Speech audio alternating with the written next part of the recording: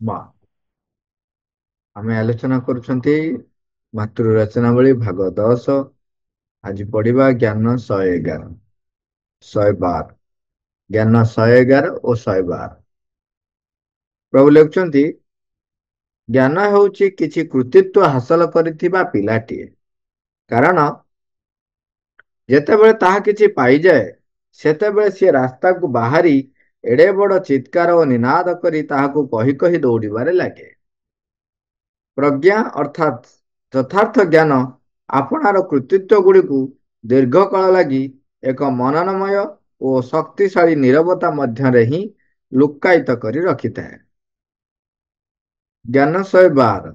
ବିଜ୍ଞାନ ଏପରି କଥା କହେ ଓ ଆଚରଣ କରୁଥାଏ, ସତେ ଯେପରି ତାହା ଯାବତୀୟ ଜ୍ଞାନ ଉପରେ ବିଜୟ ହାସଲ କରିଛି। ମାତ୍ର ପ୍ରଜ୍ଞା ଆପଣାର ଗତିପଥରେ କେବଳ ଆପଣାର ନିଃସଙ୍ଗ ପଦଚାରଣାକୁ ହିଁ ଅପରିମୟ ମହାସାଗର ଗୁଡ଼ିକର ତଟରେ ପ୍ରତିଧ୍ୱନିତ ହେଉଥିବାର ଶୁଣିବାରେ ଲାଗିଥାଏ।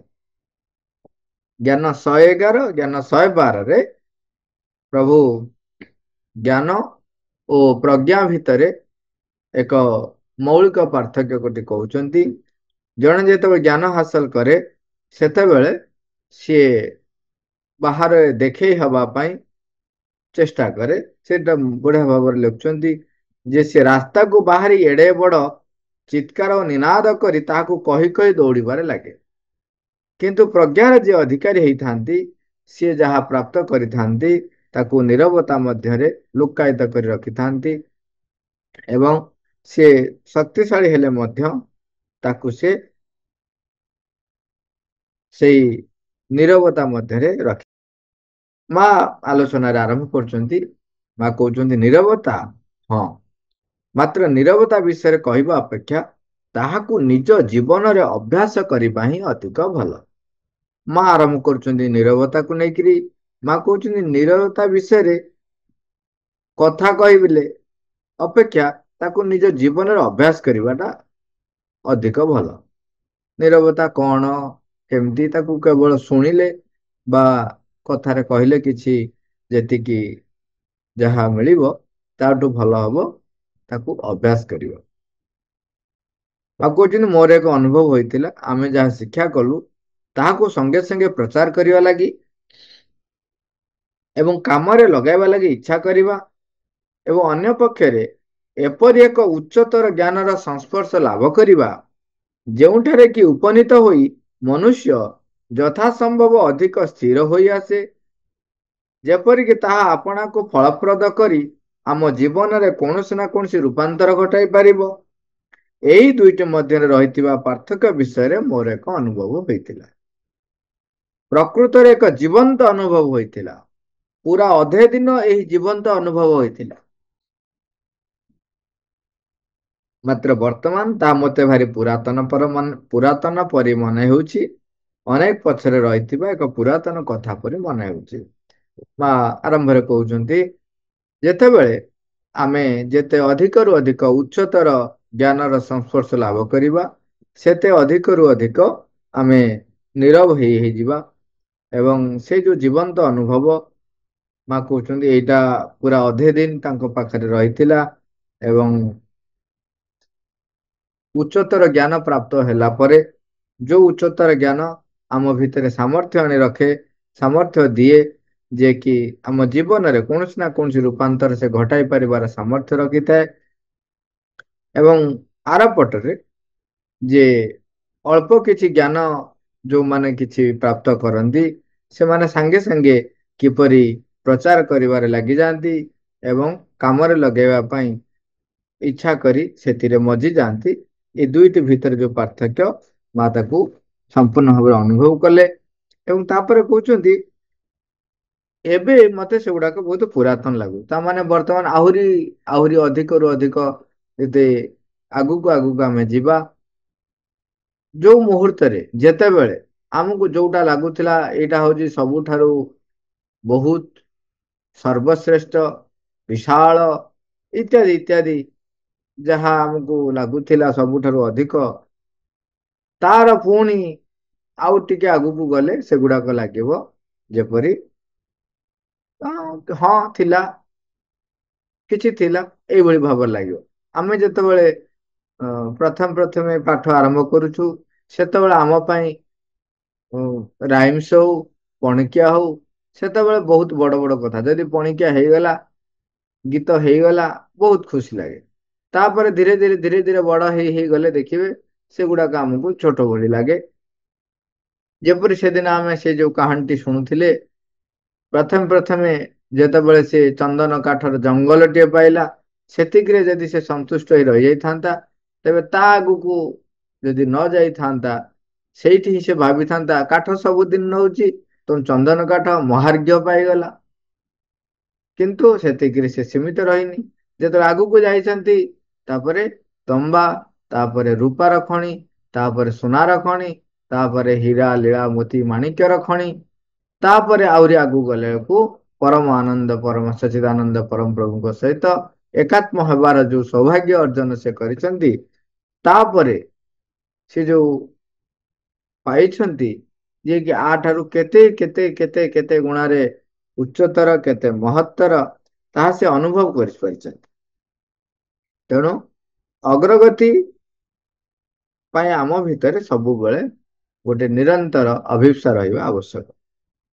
ତାପରେ ମାଙ୍କୁ ପ୍ରଶ୍ନ ହେଇଛି ନୀରବତା ଉପରେ। ମାଙ୍କୁ ପଚାରୁଛନ୍ତି, ଏହି ନୀରବତାର ପ୍ରକୃତ ଶକ୍ତି କଣ? ଊର୍ଦ୍ଧ୍ୱକୁ ଉଠିଲେ ଜଣେ ଗୋଟିଏ ପ୍ରକାରର ବୃହତ ନୀରବତାର ରାଜ୍ୟରେ ଯାଇ ପ୍ରବେଶ କରିଥାଏ। ସେଇ ନୀରବତା ଏକ ପ୍ରକାର ଜମାଟ ବନ୍ଧା ନିଷ୍କ୍ରିୟ ଅବସ୍ଥା, ତାହା ସର୍ବତ୍ର ଅଛି। ମାତ୍ର ଏହି ନୀରବତାର ଯଥାର୍ଥ ଶକ୍ତିଟି କଣ? ଏହା କଣ ପ୍ରକୃତରେ ସବୁ କିଛି କରିବା ଲାଗି ସମର୍ଥ ହୁଏ? ମା କହୁଛନ୍ତି, ଲୋକମାନେ ଅତୀତରେ ତାହା ହିଁ ହାସଲ କରିବାକୁ ଇଚ୍ଛା କରୁଥିଲେ। ସେତେବେଳେ ସେମାନେ ଜୀବନରୁ ପଳାୟନ କରିବା ଲାଗି ଇଚ୍ଛା କରୁଥିଲେ। ସେମାନେ ଏକ ଭାବାବିଷ୍ଟ ଅବସ୍ଥା ମଧ୍ୟରେ ଯାଇ ପ୍ରବେଶ କରିବାକୁ ମନ କରୁଥିଲେ। ଶରୀରକୁ ଏକାନ୍ତ ସ୍ଥିର କରି ରଖୁଥିଲେ, ଅନ୍ତଃ ପ୍ରବେଶ କରୁଥିଲେ ଏବଂ ସେଥିରୁ ପୂର୍ଣ୍ଣ ସନ୍ତୋଷ ଲାଭ କରୁଥିଲେ। ଏବଂ ଯେଉଁ ସନ୍ନ୍ୟାସୀ ମାନେ ଆପଣାକୁ ନେଇ ମାଟି ତଳେ ପୋତି ରଖୁଥିଲେ, ସେମାନଙ୍କ ଜୀବନରେ ମଧ୍ୟ ଠିକ ତାହା ହିଁ ହେଉଥିଲା। ସେମାନେ କହୁଥିଲେ, ବର୍ତ୍ତମାନ ମୁଁ ମୋର ସମସ୍ତ କାର୍ଯ୍ୟ ଶେଷ କରିଛି। ସେମାନେ ବ୍ୟବହାର କରୁଥିବା ଭାଷା ପ୍ରକୃତିରେ ଅତ୍ୟନ୍ତ ପ୍ରଭାବଶାଳୀ ଥିଲା। ମୋର କାର୍ଯ୍ୟ ସରିଲା, ବର୍ତ୍ତମାନ ମୁଁ ସମାଧିରେ ପ୍ରବେଶ କରିବି। ଏଇ କଥାଟି ସେମାନେ କହନ୍ତି ବୋଲି ମା କହୁଛନ୍ତି, ଏବଂ ଯେ ମୋର କାର୍ଯ୍ୟ ସରିଲା, ବର୍ତ୍ତମାନ ମୁଁ ସମାଧିରେ ପ୍ରବେଶ କରିବି। ଏଇଭଳି ଅନେକ ସାଧୁ ସନ୍ଥ ମାନେ ଜୀବନ୍ତ ଭାବରେ କୌଣସି ଏକ ଗୁମ୍ଫାରେ, କୌଣସି ଏକ ଗାତ ଭିତରେ ଯାଇ ତପସ୍ୟା କରନ୍ତି ଏବଂ ତାଙ୍କର ଅନୁଗାମୀ ମାନଙ୍କୁ ବା ଶିଷ୍ୟ ମାନଙ୍କୁ ବା ଅନୁଚର ମାନଙ୍କୁ କହନ୍ତି, ତମେ ବାଟ ବନ୍ଦ କରିଦିଅ। ମାନେ ଯେପରି ତା ଭିତରେ ଆଉ କେହି ପ୍ରବେଶ କରିପାରିବେ ନାହିଁ।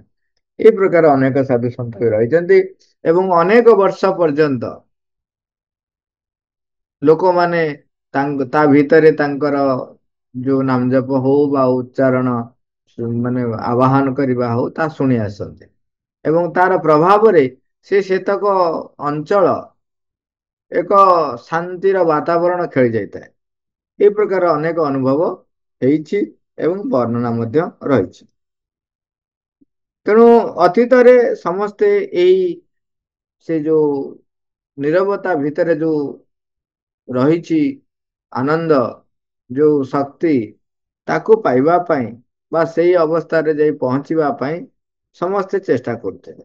ସେମାନେ ସ୍ୱୟଂ ନିଜକୁ ନେଇ ମାଟି ତଳେ ଜୀବନ୍ତ ପୋତି ଦେଉଥିଲେ।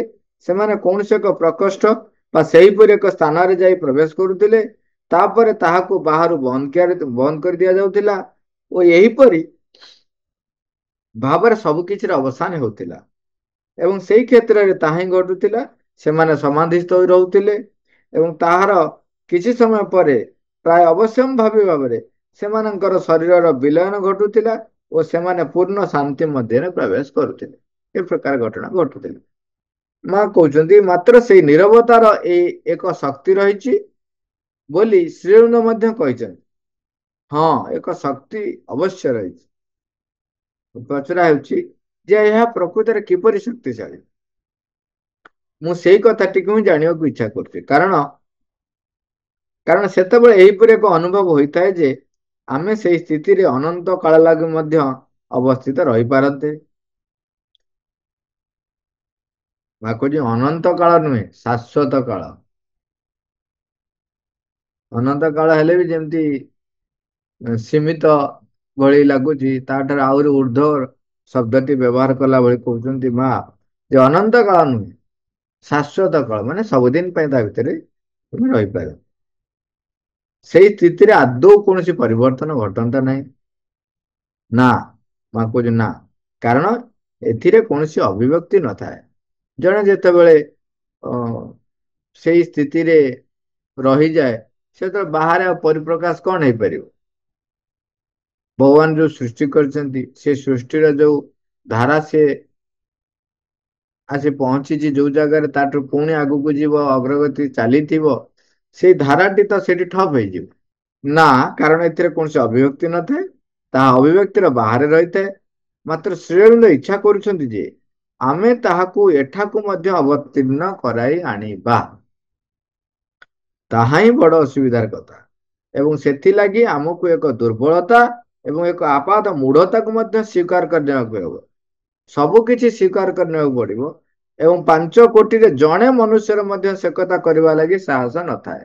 ଦିଟା ଯାକ କଥା ଏଠି, ଦିଟା କଥା କହୁଛି। ପ୍ରଥମେ କହିଲେ ଏ ତାକୁ ପ୍ରାପ୍ତ କରିବା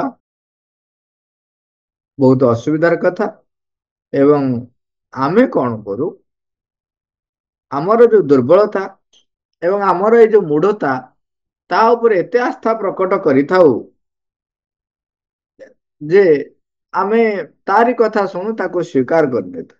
ତାପରେ ମା କହୁଛନ୍ତି ଯଦି ଆମେ ଦେଖିବା ଯେ ସତରେ କାହାର ସତ୍ସାହସ ଅଛି ନୂତନ ଜଗତ ବା ନୂତନ ଶକ୍ତି ବା ଉଚ୍ଚତର ସ୍ତରକୁ, ଊର୍ଦ୍ଧ୍ୱକୁ, ଆହୁରି ଊର୍ଦ୍ଧ୍ୱକୁ ଗତି କରିବା ପାଇଁ ଏକ ନିରନ୍ତର ଅଭିପ୍ସା ରଖି ପ୍ରୟାସ କରୁଥିବ, ଯଦି ଆମେ ଦେଖିବା 5 କୋଟିରେ ଜଣେ ମନୁଷ୍ୟ ମିଳିବା ବହୁତ ବଡ କଥା।